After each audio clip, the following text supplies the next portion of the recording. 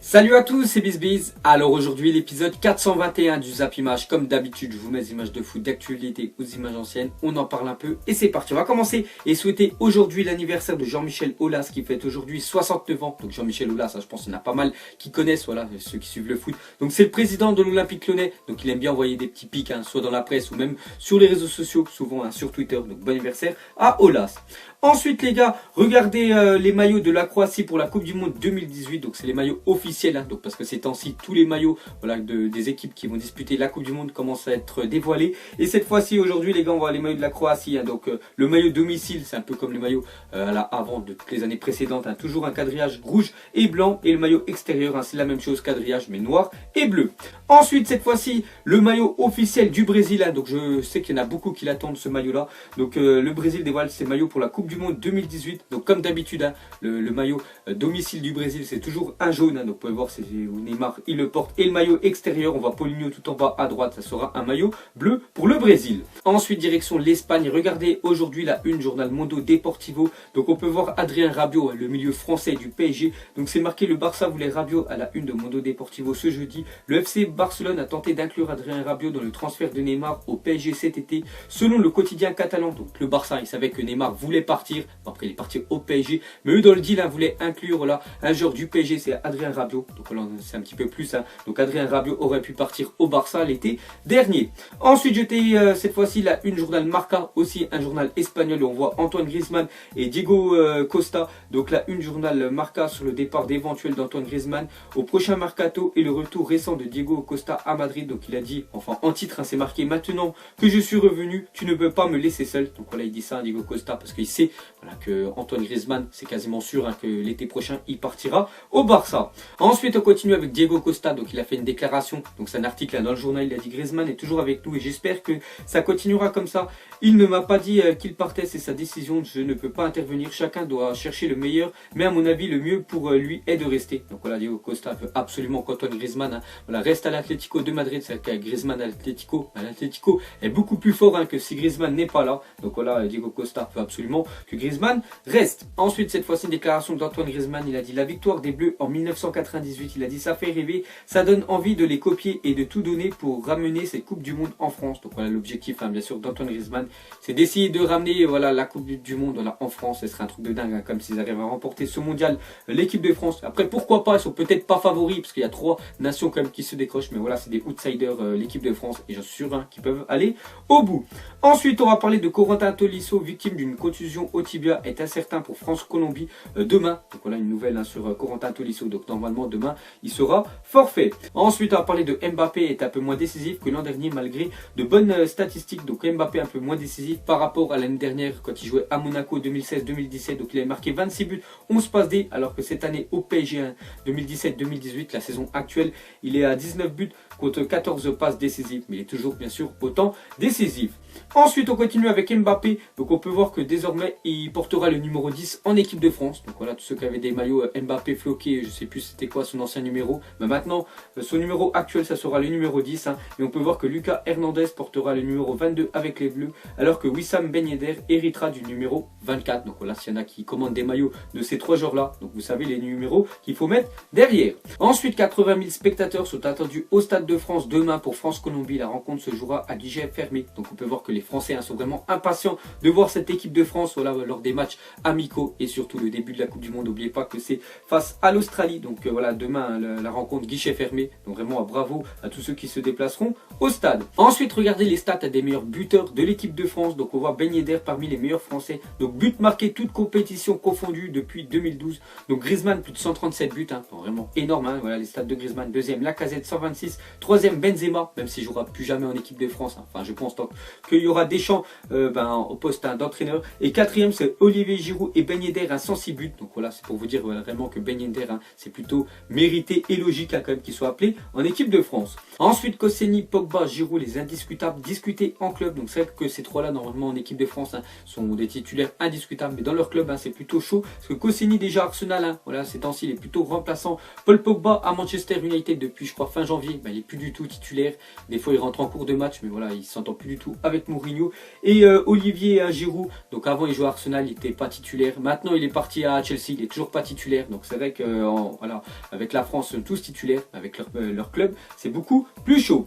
Ensuite, équipe de France, le calendrier. Donc déjà, voilà, il y a les deux prochains matchs amicaux France-Colombie. Et mardi à 17h, il y a Russie-France. Et le 15 mai, bien sûr, ça sera la liste des 23. Et après, on peut voir les trois prochains matchs amicaux de l'équipe de France. Donc France-Irlande, France-Italie et France-États-Unis le 9 juin. Avant de commencer la Coupe du Monde, le 16 juin, face à l'Australie. Ensuite, une déclaration de Maradona sur l'équipe de France. Il a dit: la France est une bonne équipe. Il y a des bons joueurs comme Pogba, mais elle n'est pas favorite pour le mondial. Donc c'est vrai, je vous ai dit, les trois favoris, c'est le Brésil, Espagne et l'Allemagne, mais il a quand même dit elle serait meilleure si elle récupérait Ribéry. Pour moi, l'Allemagne et l'Espagne sont les favoris. Donc voilà ce qu'a dit Maradona. Bon, il n'a pas rajouté le Brésil, il aurait pu le rajouter, mais bon, vous savez qu'il est argentin, et l'Argentine et le Brésil, ils s'aiment pas trop. Voilà, c'est des nations un peu, on peut dire, rivales. Donc voilà ce qu'a dit Maradona sur l'équipe de France, et je suis du même avec lui. L'équipe de France est outsider.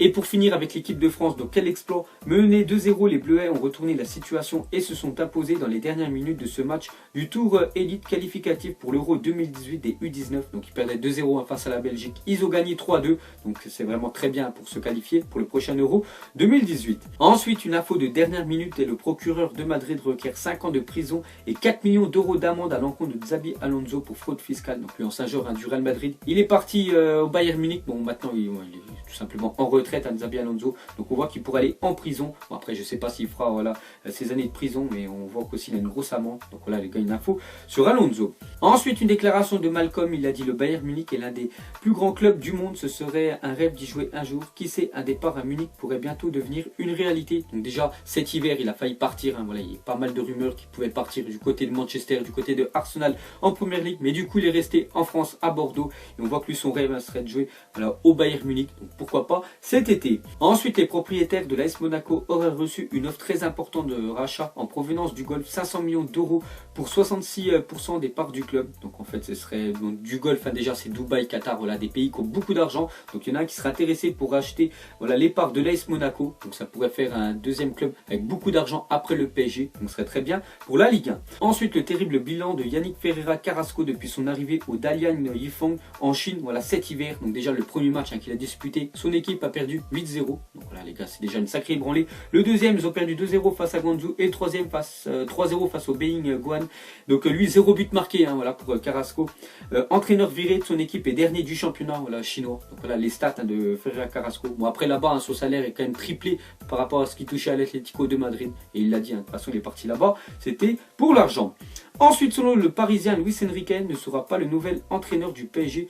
Toujours selon LP, l'entraîneur espagnol devra plutôt se diriger vers Chelsea. Donc voilà les gars, Luis Enrique. Enfin, le PSG était vraiment intéressé voilà, par cet entraîneur-là pour succéder à Unai Emery. Mais lui les gars, il viendra certainement pas au PSG. Il ira plutôt du côté de Chelsea. Ensuite, à parler du Real Madrid qui capitule pour Neymar. Donc c'est-à-dire que le Real Madrid cale l'affaire pour voilà, Neymar à cause du Paris Saint-Germain. Parce que le PSG, bien sûr, l'ont acheté l'année dernière plus de 222 millions d'euros, donc ils ne voulaient pas du tout le vendre. Un an après, on peut voir que le Real Madrid, cette fois-ci, voilà, ils sont conscients qu'ils se heurtent à un mur. Le Real Madrid aurait jeté l'éponge au sujet de Neymar, préférant se concentrer sur Robert Lewandowski. Donc on a déjà parlé qu'ils auraient déjà normalement un accord voilà, avec le Bayern Munich sur Robert Lewandowski. Donc voilà, Neymar et le Real Madrid, c'est mort, mais je pense quand même que le Real Madrid reviendra à la charge l'été prochain. Ensuite, on continue sur Neymar, cette fois-ci une déclaration de Drogba sur Neymar. Il a dit: si Neymar peut s'épanouir à Paris, il a dit: je le pense, c'est un bon ami, sa présence apporte énormément au PSG, on a pu le voir.